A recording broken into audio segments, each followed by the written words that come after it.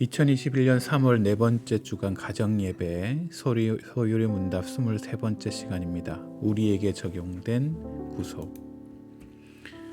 하나님의 말씀은 요한복음 6장 37절에서 39절 말씀입니다. 함께 봉독하십시다. 아버지께서 내게 주시는 자는 다 내게로 올 것이요 내게 오는 자는 내가 결코 내쫓지 아니하리라. 내가 하늘에서 내려온 것은 내 뜻을 행하려 함이 아니요 나를 보내신 이의 뜻을 행하려 함이니라. 나를 보내신 이의 뜻은 내게 주신 자 중에 내가 하나도 잃어버리지 아니하고 마지막 날에 다시 살리는 이것이니라. 아멘. 오늘은 소요리 문답 23번째 시간 우리에게 적용된 구속이라는 제목으로 함께 말씀 나누겠습니다. 지난 시간부터 우리는 구원론에 대해 이해하고 있습니다. 오늘 30번째 질문은 그리스도의 구속을 믿음에 의해 그리스도와 연합시켜 적용하시는 성령님에 대해 다시 한번 상고하고자 합니다. 소요리 문답 30번째 질문입니다. 성령님은 그리스도가 값주고 사신 구속을 우리에게 어떻게 적용하십니까? 대답 함께 합시다. 성령님은 우리를 유효하게 부르심으로 우리 안에 믿음을 일으키시고 우리를 그리스도와 연합하게 하십니다. 성령님이 우리의 구속 사역을 위해 우리에게 적용시키시는 방법이 있습니다. 그것은 바로 우리 안에 믿음을 일으키시는 것입니다. 너희는 그 은혜에 의하여 믿음으로 말미암아 구원을 받았으니 이것은 너희에게서 난 것이 아니요 하나님의 선물이라. 에베소서에서 말하고 있습니다. 우리의 구원은 하나님의 선물입니다. 우리는 하나님의 특별한 선택을 받은 대상이고 그 특별한 대상을 받은 선택에게 하나님께서 주시는 선물은 구원인데 그 구원을 어떻게 이루어 가시느냐? 믿음을 통해 이루어 가십니다. 그렇다면 믿음의 종류에는 몇 가지가 있을까요? 그냥 믿음 하나면 하나인 것으로 알지만 아닙니다. 믿음의 종류는 4가지가 있어요. 첫째, 역사적 믿음. 지식으로서의 믿음을 얘기하는 거죠. 신적 권위로 말미암아 기록된 말씀, 계시된 말씀을 진리로 믿고 있는 역사적 또는 교리적인 믿음을 이 역사적인 믿음이라고 합니다. 야고보서 2장 19절은 내가 하나님을 한 분이신 줄을 믿느냐? 잘 하는도다. 귀신들도 믿고 떠느니라. 즉 지식적인 알물 통해서 믿는 믿음을 이 역사적인 믿음이라고 할 수가 있겠습니다. 두 번째 믿음의 종류는 일시적인 믿음입니다. 교회의 교리 등에 동의하는 것으로 고백과 기쁨이 수반되나 우리가 하나님의 은혜의 대상이라는 의식에서 나오는 것 같은 참된 영속적인 기쁨이 없으며 다른 원인에서 나오는 믿음이어서 일시적으로 지속되다가 사그러져 버리는 믿음을 이야기합니다. 때로는 하나님이 주시는 믿음이 아니라 내게 주신 복에 대해 그것을 믿고 그 믿음으로 오는 기쁨이 있으나 참된 믿음이라고 볼 수 없고요. 일시적인 믿음이라고 할 수가 있어요. 세 번째, 이적을 행하는 믿음. 복음 증거를 위해 이적을 낳기 위해 사도들에게 허용되었던 이적적 믿음이라고 합니다. 특별한 은사적인 믿음이긴 하지만 의롭다 하심을 얻는 믿음은 아니라는 사실을 아셔야 돼요. 고린도전서 13장 2절은 또 산을 옮길 만한 모든 믿음이 있을지라도 사랑이 없으면 내가 아무것도 아니요 라고 말씀하시는 이 믿음이 이적을 행하는 믿음이라고 할 수 있어요. 마지막 4번째 믿음이 의롭게 하는 참된 믿음이에요. 하나님이 일으키시는 믿음으로 불리고 동력이는 성령님이 되십니다. 구원 얻는 믿음의 일반적인 본질은 지식과 확신 있는 신뢰에서부터 나온다는 사실을 여러분 기억하셔야 돼요. 지식은 무엇이냐? 하나님을 아는 본래의 지식 가운데 믿음이 확장되는 거고요. 그 믿음의 확장이 확신 있는 신뢰로 변하는 거예요. 이것이 참되게 구원받는 믿음이라고 할 수가 있습니다. 그렇다면 의롭게 하는 믿음은 어떻게 생기는 걸까요? 첫째, 자기를 부인하는 것에서부터 시작합니다. 믿음은 자신의 자아를 벗어나 우리 자신의 가치를 제거하는 것이고 우리가 의를 우리 자신에게 속한 것으로 보지 않는 거예요. 나의 의로움, 율법적 의로움, 신앙의 의로움이 아니라 나를 부인하고 또 회개는 나를 혐오하게 만들고 믿음은 우리 자신으로부터 벗어나 하나님을 바라보게 하는 자기 부인에서부터 의롭게 하는 믿음이 출발되어집니다. 두 번째 의탁입니다. 예수 그리스도에게 나 자신을 던지는 거죠. 믿음은 그리스도의 인격을 의지하는 거예요. 약속을 믿는 거예요. 나의 무언가로부터 믿음이 시작되는 것이 아니라 하나님으로부터 시작되는 믿음을 참된 믿음이라고 할 수 있고, 그래서 그 그리스도에게 나 자신 모든 것을 의탁하고 던져버리는 것, 그것이 의롭게 만드는 참된 믿음이 됩니다. 그리고 의롭게 하는 참된 믿음은 그리스도를 우리 자신에게 적용시키는 거예요.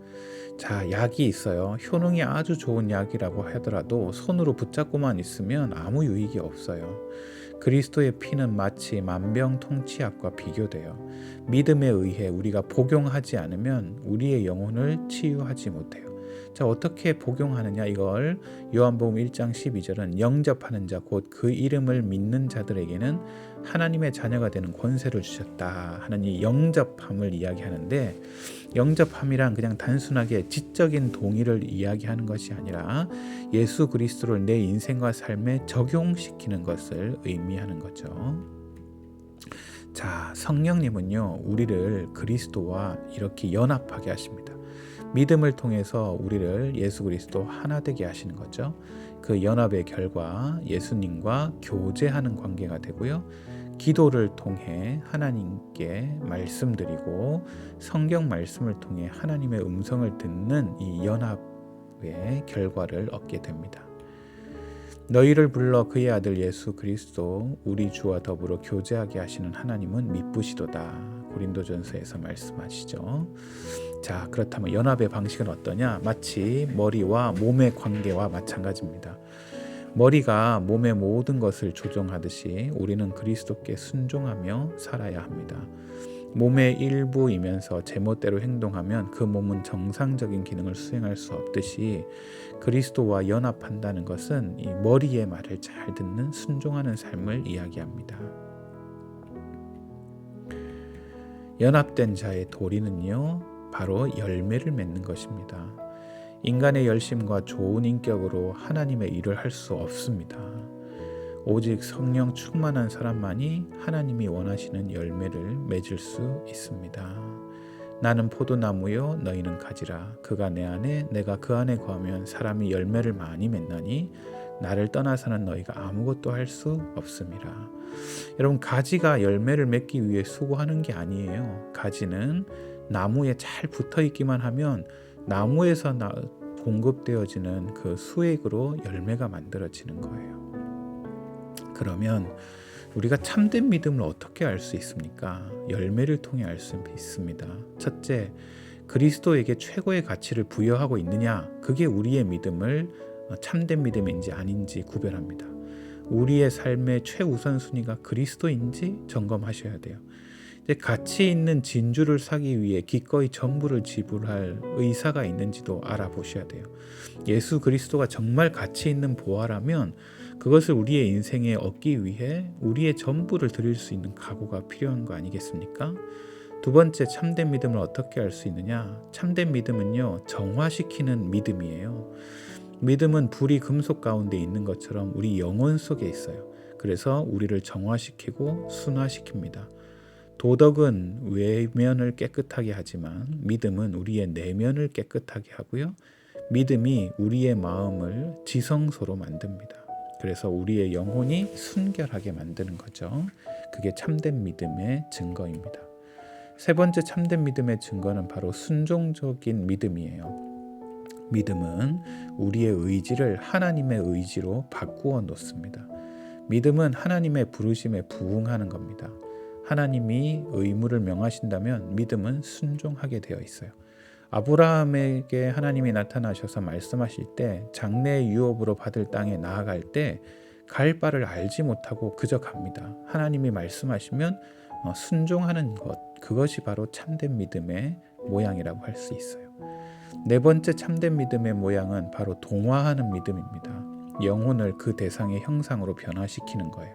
즉 우리의 영혼이 그리스도를 닮도록 만든다는 겁니다. 자, 마지막으로 참된 믿음은요, 성장하는 믿음이에요. 모든 살아있는 사물은 성장하지 않습니까? 여러분, 살아있으면 성장하는 게 당연한 거예요. 믿음도 마찬가지예요. 우리의 믿음이 참된 믿음이면 여러분 10년 전, 20년 전 믿음하고는 지금하고는 달라져 있어야죠. 우리의 말과 태도와 습관이 달라지게 만드는 것, 그게 바로 참된 믿음의 결과라고 볼 수가 있습니다. 우리는 믿음의 성장을 어떻게 판단할 수 있습니까? 믿음의 성장은 능력에 의해 판단됩니다. 과거에 할 수 없었던 것을 지금은 할 수 있고, 사람은 성인이 되면 어린아이였을 때 할 수 없었던 것을 할 수 있지 않습니까? 더욱 큰 인내를 가지고 십자가를 질 수 있는 은혜가 생기는 것, 그것을 보면 믿음이 성장한다라고 볼 수가 있어요. 여러분, 나는 내가 믿음이 없는 것을 염려한다. 난 믿음이 없는 거 아닌가? 여러분 생각할 수 있어요.